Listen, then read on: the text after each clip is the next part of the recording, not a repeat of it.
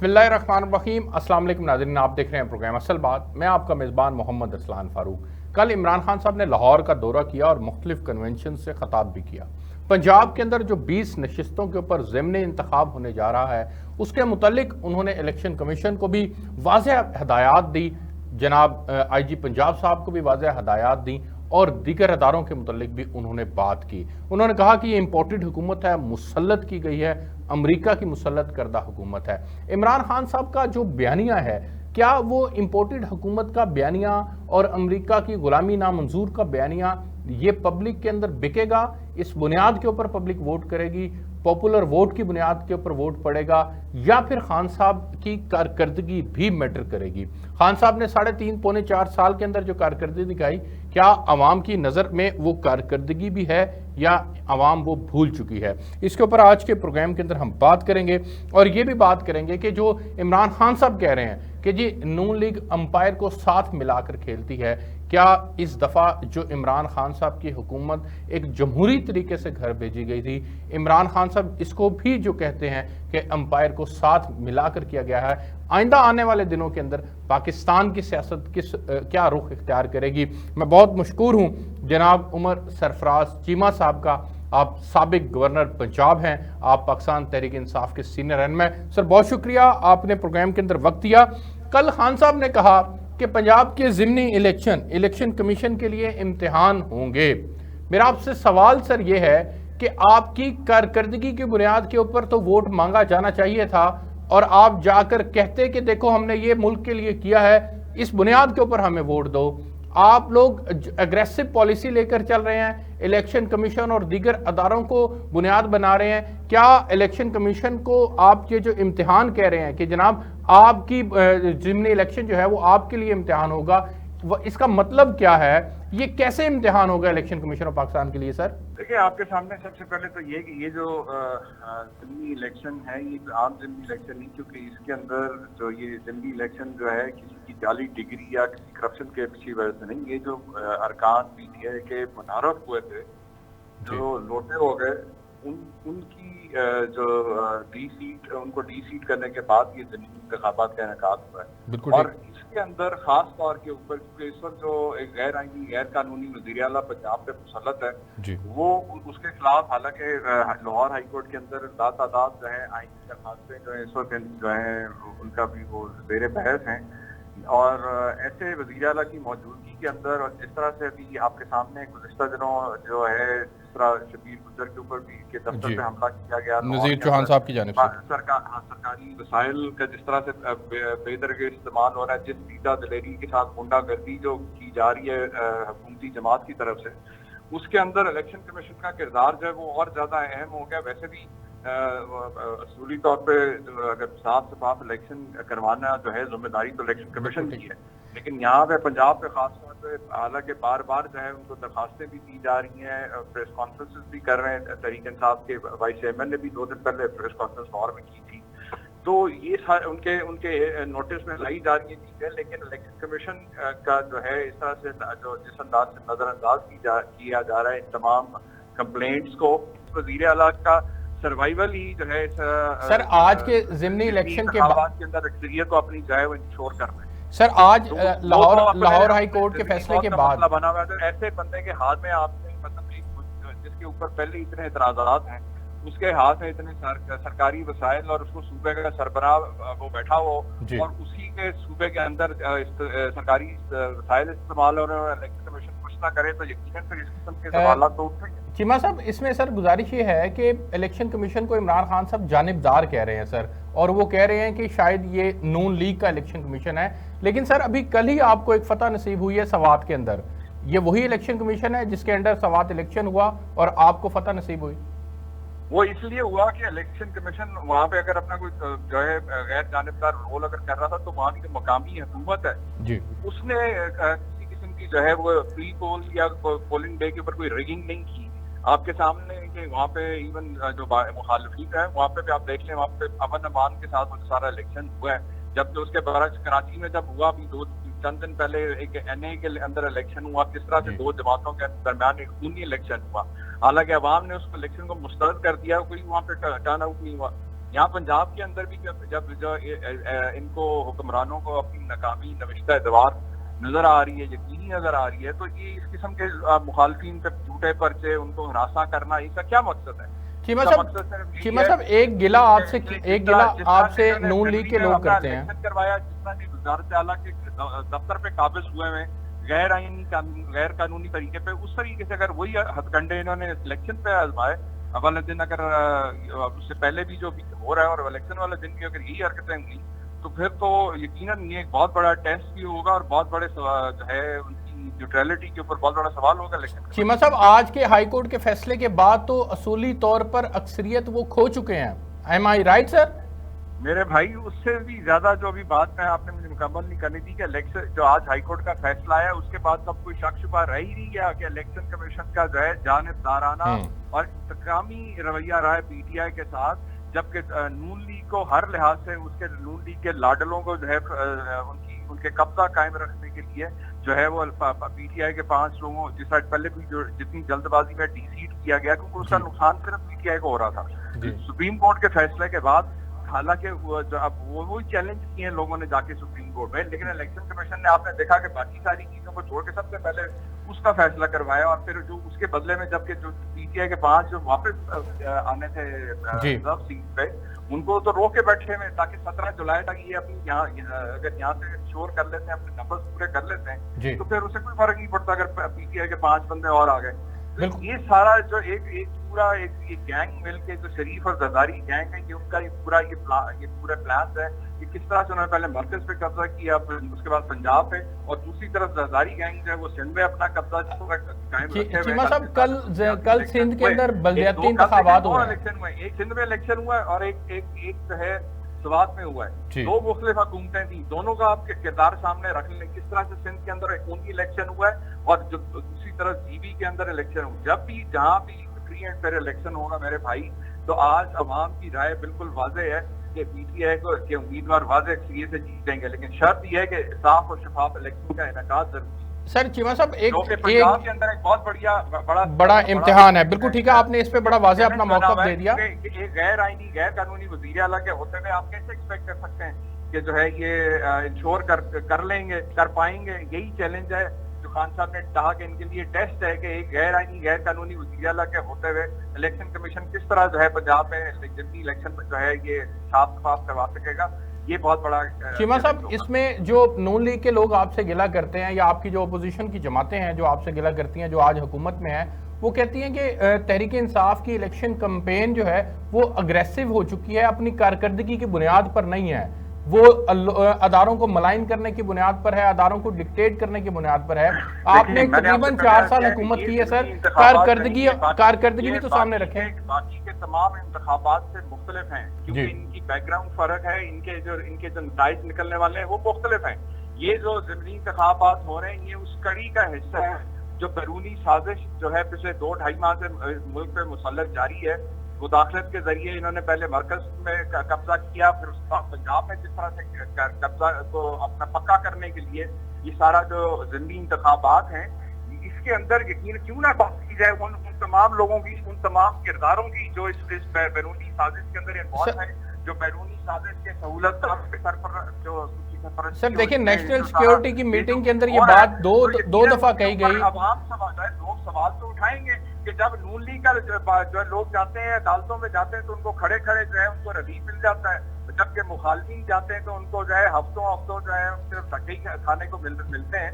तो जब इस तरह की चीजें होंगी तो एक आम बंदा जो है वो सवाल तो करता है, इस तरह के सवालात लोगों के ज़हन में आते हैं जो कि नहीं होना चाहिए। लेकिन चीमा साहब, क्या आपके इस नैरेटिव को अवाम बाय कर रही है? सर देखिए, आपके साथ मिलकर इन इदारों के लिए हमने इनकी मजबूती के लिए, इनकी आजादी के लिए हमने जद्दोजहद की है, तो जब इनकी क्रेडिबिलिटी में कोई सवाल उठाता है तो सबसे ज्यादा दुख हमें होता है। इसलिए हम ये बात करते हैं कि जो इदारे जिनका आईन और कानून का नाफिज करना है, उसकी पासदारी का और उसकी तहफ़्फ़ुज़ करनी उनकी जिम्मेदारी है। इस सारे क्राइसिस के अंदर जहाँ मुल्क गुजर रहा है, इस क्राइसिस में उनको अपना किरदार अदा करना चाहिए, और उनका किरदार जो कुछ भी अभी तक रहा है वो मीडिया ने कौम के सामने रख दिया। मेरे और आपके बताने की जरूरत ही चीमा साहब, इसमें एक सवाल सर आपके सामने ये है कि इलेक्शंस ने बताना है कि इमरान खान साहब का नैरेटिव बिक रहा है या इमरान खान साहब की कारकर्दगी जो है वो सामने आई है, और इन 2 माह के अंदर जो इस हुकूमत की कारकर्दगी, इन इलेक्शन में सिर्फ जो है जो साजिश हुई है जमहूरी हुकूमत के खिलाफ और जो सहूलतकारों का किरदार है, सिर्फ उसके ऊपर बात होती है। तो ये ज़िमनी इंतखाबात आम इंतखाबात से टोटली मुख्तलिफ है। इनका इसके अंदर नैरेटिव और इसके अंदर टोटली वजूहात जो है वो टोटली मुख्तलिफ है। इसके अंदर गोल भी मुख्तलिफ है। एक तरफ गैर आईनी गैर कानूनी वज़ीर आला जो है उसके लिए उसके सर्वाइवल का मसला तो सर फिर ये समझा जो है ये साजिश के सहूलतकारों का मुहासबा करना है और ये सारी चीजों को रिवर्स करना है एक कौम बनकर। चीमा साहब, फिर ये समझा जाए कि कल सिंध के लोगों ने आपके नैरेटिव को बाय नहीं किया और बल्दियाती इंतखाबात में आपको मुंतखब नहीं किया? बिल्कुल गलत, बिल्कुल गलत। मैंने आपसे अभी थोड़ी देर पहले मैंने अर्ज की कि भाई मेरे जब भी जहाँ भी फ्री एंड फेयर इलेक्शन होंगे वहाँ पे आपको पीसीए के उम्मीदवार वाज़ेह फ्री से जीते नजर आएंगे। क्या आपके सर इसकी कसौटी क्या है, इसको जांचने का पैमाना क्या है सर? आप उसको फ्री एंड फेयर इलेक्शन कह सकते हैं, किसी तौर पे भी नहीं कह सकते। मैं आपको बता रहा हूँ कि कई दिनों से हमारे जो सदर है सिंध अली जैदी साहब, दूसरे जो हमारे कायदीन है, वो बार बार जो है इलेक्शन वायलेशन के ऊपर जो है कंप्लेंट को उठा रहे थे, आवाज उठा रहे थे इसके ऊपर, लेकिन इलेक्शन कमीशन ने कोई एक्शन नहीं लिया वहाँ पे। अब आप मुझे बताएं ना कि जब इलेक्शन कमीशन खामोश रहेगा और जो है आगे उनके सर जो नेसेसरी एक्शन था वो लिया गया, तो बिल्कुल खुली छूट देती चाहिए कि वो अपनी मर्जी का जो करना चाहें, जिस तरह से मुखालफिन के साथ जो सलूक करना चाहें करें, और इलेक्शन कमीशन बैठ के तमाशा ही बना रहेगा खामोश। तो चीमा साहब फिर ये बताइएगा सर, चीमा साहब ये बताइएगा, क्या आपके मुखालिफिन का कोई वोट बैंक नहीं है?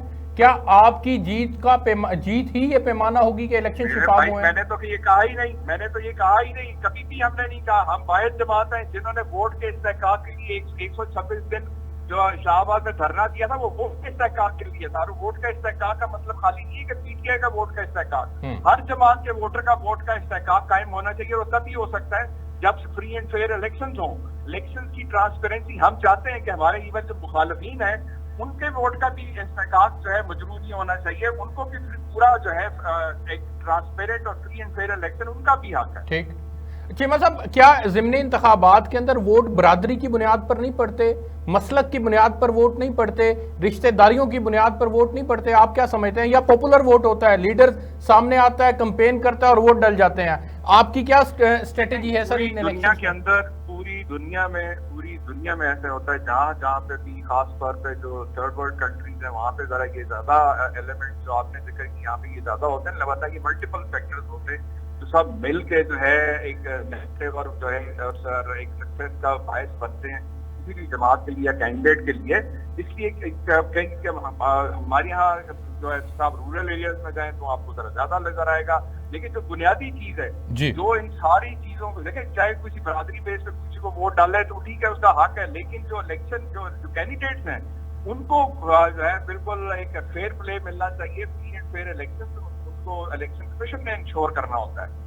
तो अगर बिल्कुल फेयर इलेक्शन हो, एम्पायर्स न्यूट्रल हो, तो बिल्कुल क्यों नहीं कहे अगर कोई हमारा मुखालिफ भी जीतता है तो हमने कभी ये नहीं कहा कि हमारे मुखालिफ जीत गया इसलिए जो है ना आपके सामने हमारे अगर मुखालिफ कोई फैसला आ जाए, हमने कभी अदालतों पे हमले नहीं करवाए जिस तरह सुप्रीम कोर्ट पे हमले और जिस तरह के तर्जमान बैठ के जो है इदारों पे गाल गलोच कर देते हैं आपके सामने। हमने तो हमेशा लेकिन सर आपने अदारों का एहतराम किया है, लेकिन अब खान साहब अग्रेसिव हो गए हैं सर।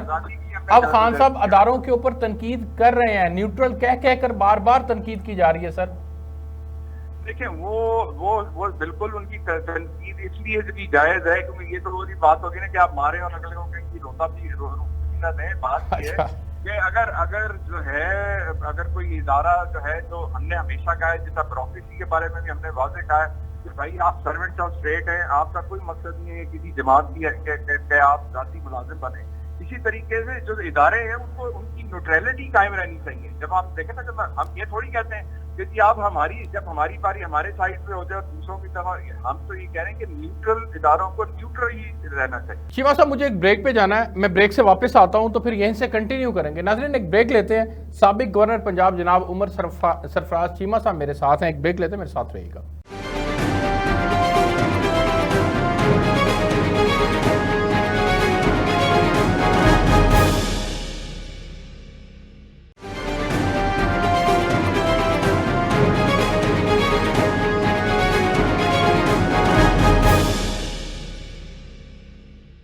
वेलकम बैक नाजरीन। उमर सरफराज चीमा साहब, साबिक गवर्नर पंजाब, पाकिस्तान तहरीक इंसाफ के सीनियर रहनुमा आज हमारे साथ प्रोग्राम के अंदर शामिल हैं। सर बहुत शुक्रिया आप एक बार फिर कि आपने खुसूसी तौर पर हमें वक्त दिया। खान साहब 2018 के अंदर जनरल बाजवा को न्यूट्रल कहकर उनकी तारीफ किया करते थे, तो वो उस वक्त ठीक थे या वो आज ठीक है जब वो न्यूट्रल होने के ऊपर कहते हैं कि न्यूट्रल तो जानवर होता है?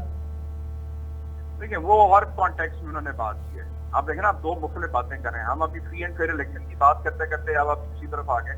उसके अंदर जो है वो जो फैक्टर जो उन्होंने उस दिन भी कहा कि अगर घर में डाका पड़ जाए तो जाहिर है चौकीदार को तो न्यूट्रल ही रहना चाहिए। वो और एक पॉइंट ऑफ व्यू और कॉन्टेक्स्ट में उन्होंने बात की।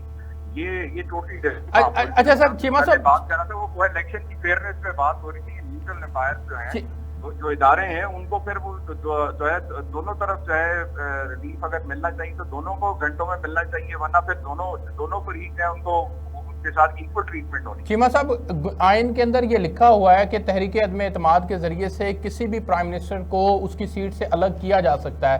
अगर ओपोजिशन की जमातें उस वक्त ही एक आइनी तरीक़ेकार को अडॉप्ट करती हैं तो आप लोगों की जानिब से उसको अमरीकी साजिश का बयानिया कहा गया और फिर मुख्तलिफ हवालों से तनकीद की गई और यहाँ तक कहा गया कि जनाब न्यूट्रल रहकर जो है वो घर पर हमला हो गया और वो न्यूट्रल रह गए। मुझे आप एक बात बताएं तो सर जो आइन के अंदर चीज दर्ज है, नेशनल सिक्योरिटी कमेटी जो है वो उसका एक इजलास हुआ इमरान खान साहब की सरबराही में जी, और एक इजलास हुआ वाजपेयी साहब की सरबराही में। ठीक है, दो मुख्तलिफ जमातों के प्राइम मिनिस्टर की सरबराही में होता है। मेरे और आपकी बात नहीं हो रही, ये नेशनल सिक्योरिटी कमेटी की बात हो रही है। और दोनों तरह दफा जब उनका एलामिया आया तो उसमें वही बातें हैं जिसका जिक्र जो है पीटीआई की क्यादत करती है। तो इसलिए ये सिर्फ हमारे सर पे थोप देना कि हमने ये कह दिया, ऐसा नहीं है। अब देखें ना हुकूमत को, लेकिन सर वो DGISPR बार वाज़ेह कर चुके हैं कि कॉन्स्पिरेसी नहीं है।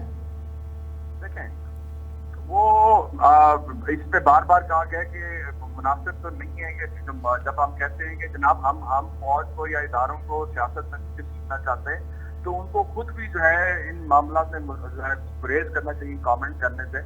और क्योंकि जब दो ऑलरेडी नेशनल NSC की दो जो है मीटिंग्स के एलामिया आ चुके हैं तो उसके बाद जो है इन्वेस्टिगेशन हो जानी चाहिए और इसमें कोई मुज़ाहिरा नहीं और इंतजार करना चाहिए कि जो भी उसकी फाइंडिंग्स आए। सर मुल्क के अंदर महंगाई बढ़ती चली जा रही है। कुछ आपके दौर के अंदर महंगाई हुई थी, IMF की शराइत थी, कुछ 2 माह के अंदर मजीद बढ़ गई है। ये सारा इल्जाम आपके कंधों पर डालते हैं कि IMF की शराइत आप लोगों ने तय की थी, हम उसको ऑनर कर रहे हैं। सर आपकी क्या टेक है सर मुल्क में मौजूदा महंगाई की जो लहर आई हुई है? ये झूठ का पलंदा है, क्योंकि ये सारी नौटंकी लीग जो है और ये सिटी और बाजारी गैंग जो है इनके पास सवाए मुक्का और आइन की कोई पॉलिसी नहीं है, क्योंकि ये सिर्फ यहाँ पे आए हैं लूट मार करने और इनके पास एजेंडा भी कोई नहीं है।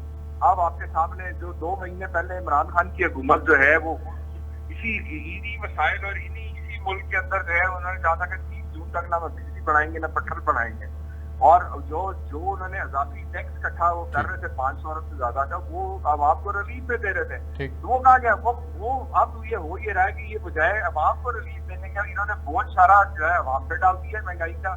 और वो पैसा जो है कोई एक्स्ट्रा जो भी है अपनी याशियों में आपके सामने कोई कमी नहीं आ रही, ना इश्तेहारात में और ना ही जितना जहाज भर के कोई जो है सरकारी उमरे हो रहे हैं और पाकिस्तान दौरे हो रहे हैं कि वो जो बंदा कहता था कि जनाब मैं अपने कपड़े बेच दिए करूंगा, वो आपके सामने उसकी याशियों में कोई कमी नहीं आ रही।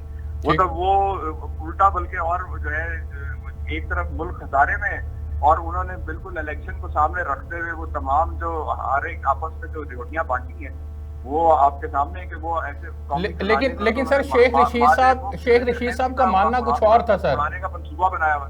सर शेख रशीद साहब IMF से डील के मुतालिक कुछ और कहते हैं। आपके सामने एक सेकंड आप मुझे बताएं, अभी चंद दिन पहले जो ये वजीर साहब जो है और उनके जो तर्जुमान बाकी हैं इन्होंने खुद जो इकोनॉमिक सर्वे जो गवर्नमेंट ने रिलीज किया है उसके अंदर जो सारे फिगर्स आपके सामने, चाहे एक्सपोर्ट्स थी, चाहे GDP था, चाहे बाकी चीजें थी, आपने 5.9 पे छोड़ा है, बिल्कुल कोई शक नहीं है इसमें, एक्सपोर्ट्स भी बढ़ी हैं। मुझे बताएं कि जब हमने अगर थोड़ा सा डिप हमारे आने के बाद डिप आया भी कोविड की और बाकी जो मुश्किलात रही, इसके बावजूद हम वापस जो है अपनी पोजीशन दोबारा जो है गेन कर रहे थे, तरक्की की तरफ जा रहे थे। अब ये दोबारा से इन्होंने आते ही जो तबाही मचाई है, क्योंकि मैंने आपसे कहा ना कि इनका सर इसमें एक नुक्ता है, उस नुक्ते उसका मतलब ये है, देखिए इमरान खान तो वो एक बीच में एक दीवार था इमरान खान वो जो है वो असल हदफ नहीं था। असल हदफ तो ये लोग हैं, इदारे पाकिस्तान की मईशत है जो इस वक्त निशाने पे है इन लोगों के।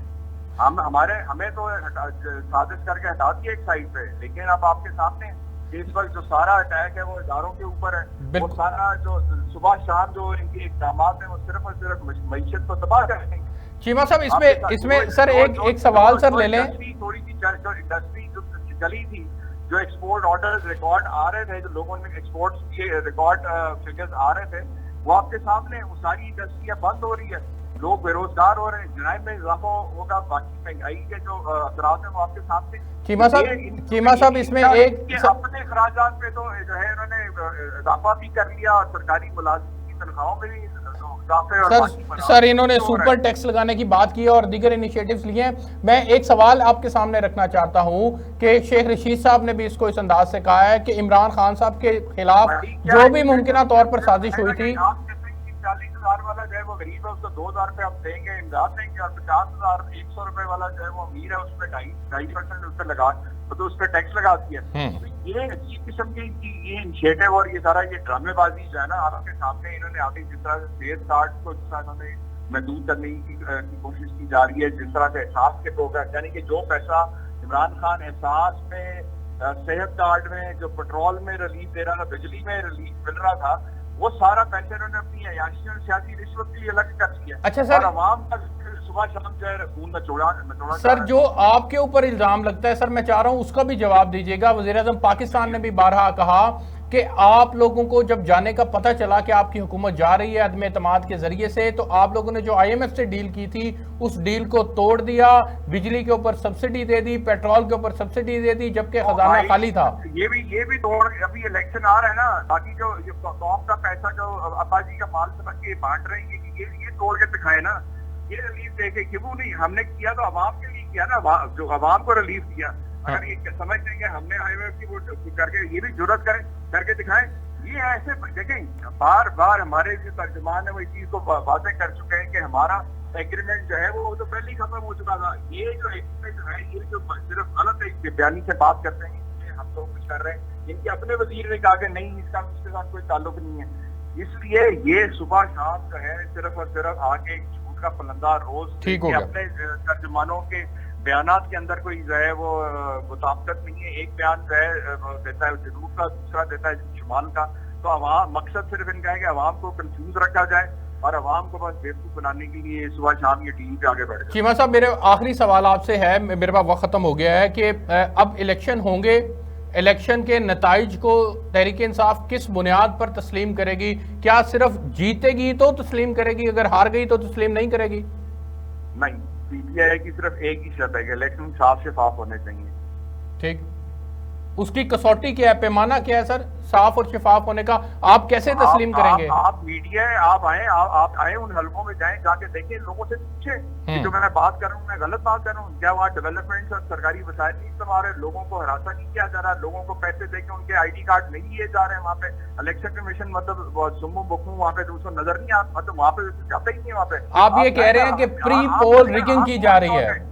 मीडिया का काम है बहुत शॉर्ट, तो आप लोग आए, आके देखें, आपको खुद पता चल जाएगा आपके सामने। मैं अभी तक वैसे भी मीडिया माशाल्लाह पाकिस्तान का जो है उसको मैं हमेशा जो है खराज तस्लीम पेश करता हूँ। बहुत शुक्रिया। मुझे याद है कि ये 16 अप्रैल को जो जॉर्ज नाजरी से इलेक्शन हो रहा था PLA पंजाब का, आप लोगों ने बड़ा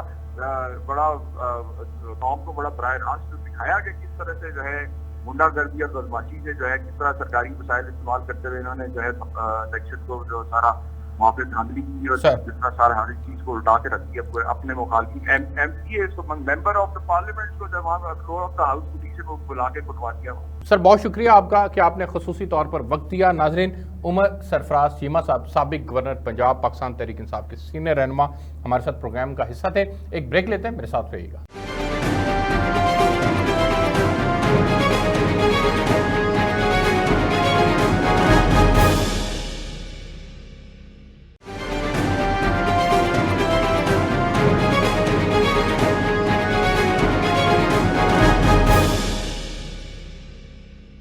जी वेलकम बैक नाजरीन, मेरे साथ इस वक्त मौजूद हैं कमरुज़्ज़मान कायरा साहब। आप पाकिस्तान पीपल्स पार्टी के सीनियर रहनुमा हैं, आप एडवाइज़र हैं प्राइम मिनिस्टर के on Kashmir affairs and Gilgit Baltistan affairs.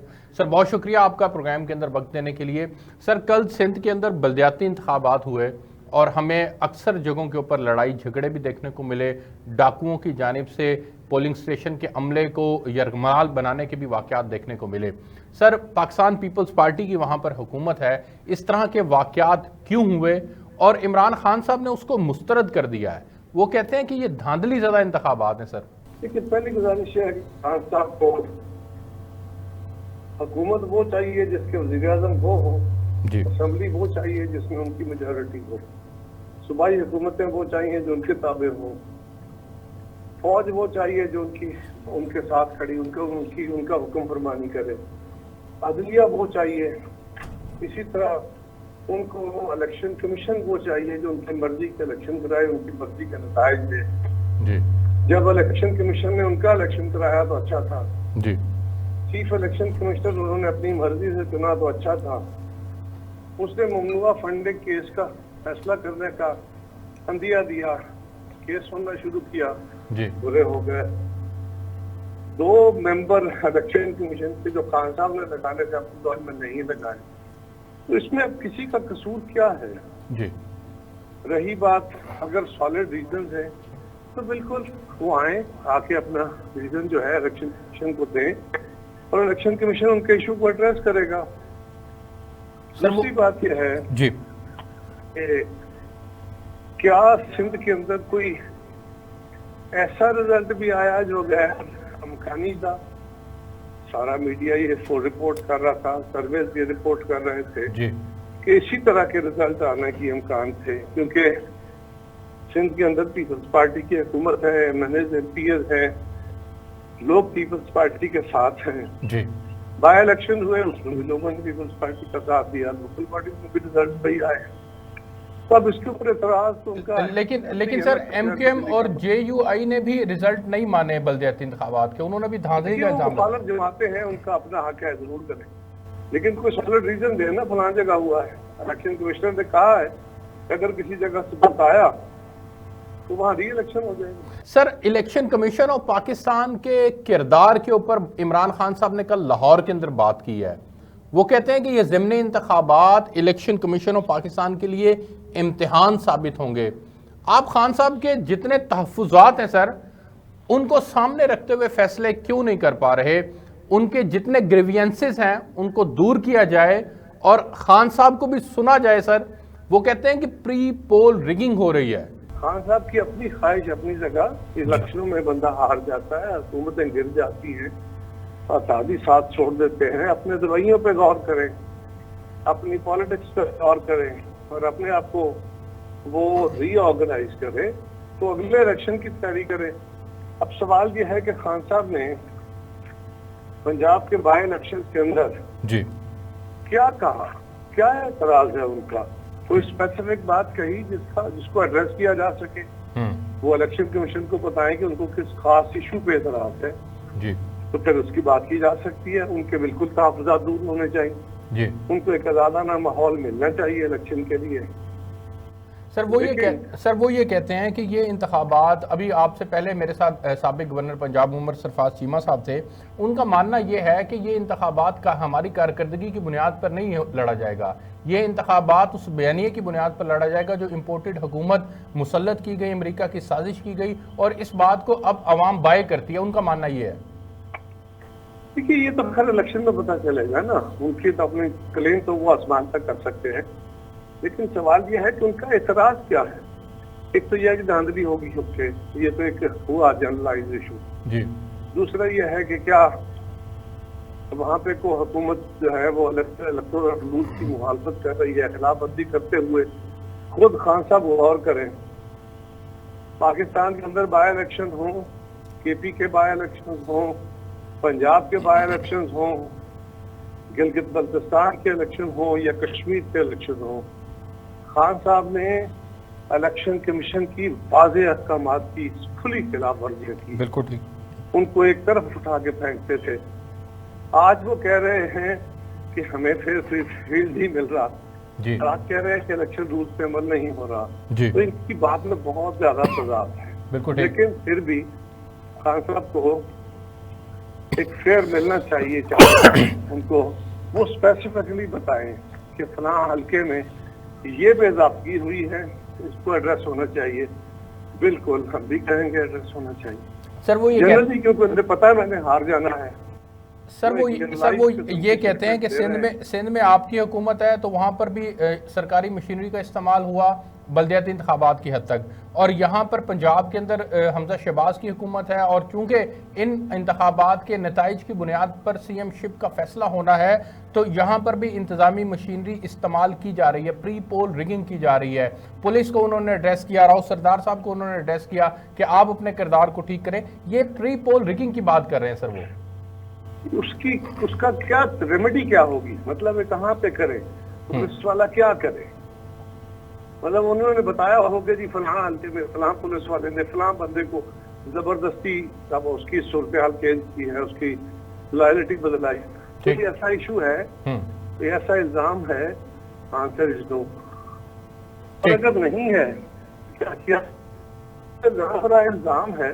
हाँ, खान साहब के जनरल तहफ़्फ़ुज़ात है, उनको चाहिए कि वो अपने तहफ़्फ़ुज़ात इलेक्शन कमीशन के सामने रखे, मीडिया के जरिए रख लें। बिल्कुल ठीक हो गया, ताकि उनको एड्रेस किया जाए। सर एक आखिरी सवाल सर, कि आप लोग अवाम में क्या कारकर्दगी लेकर जाएंगे 2 माह के अंदर? जो आप लोग कहते हैं कि खान साहब के किए गए वादे थे IMF से, हमने उनको ऑनर किया है और उसकी वजह से महंगाई हो गई है, लेकिन आम आदमी को तो सर चीज़ें सस्ती चाहिए, आम आदमी को हालात बेहतर चाहिए।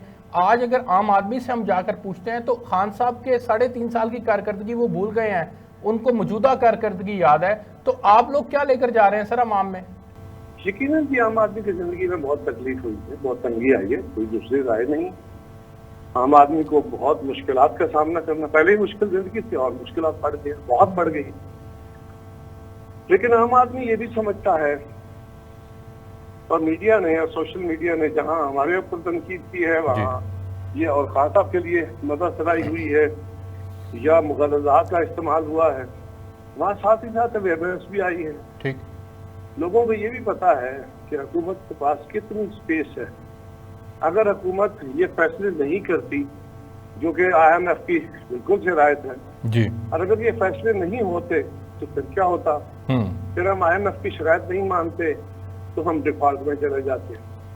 डिफॉल्ट का नतीजा क्या होता कि पाकिस्तान में डॉलर 400 का होता, तेल 400 रुपये लीटर होता, पाकिस्तान की एक्सपोर्ट्स गिर जाती, दुनिया हमसे कदर तल्लुक़ हो जाती, और पाकिस्तान जाके लिटरली कशकोल लिए मुल्कों के आगे हाथ फैला रहा होता। क्या वो सूरत हाल अच्छी होती? उससे तो बहुत बड़ी बर्बादी होती। लिहाजा हमने ये सोच समझ के जब हुकूमत ली थी तो हमें पता था अगर हम हुकूमत कंटिन्यू करते हैं और फौरन इलेक्शन नहीं कराते तो हमें इसका सियासी नुकसान हो सकता है। सही, लेकिन वो सियासी नुकसान करने का फैसला किया गया, इसलिए कि जो सूरत हाल गंभीर कर दी थी इमरान खान ने, अगर वो केयर टेकर गवर्नमेंट जल्दी आ जाती तो उसके लिए उसको संभालना और वो प्रेशर फेस करना बहुत ही मुश्किल है। बिल्कुल ठीक है सर, लेकिन अब इंतखाबात अपने टाइम पर होंगे सर? जी बिल्कुल, इंशाअल्लाह अगले साल अगस्त में इलेक्शन। बिल्कुल ठीक है सर, बहुत शुक्रिया कमरुज़्ज़मान खैरा साहब, आपने खुसूसी तौर पर वक्त दिया। नाज़रीन, आपने प्रोग्राम देखा, अब तक के लिए इतना ही। आपसे कल एक नए मौजू के साथ मुलाकात होगी, तब तक के लिए अल्लाह हाफ़िज़।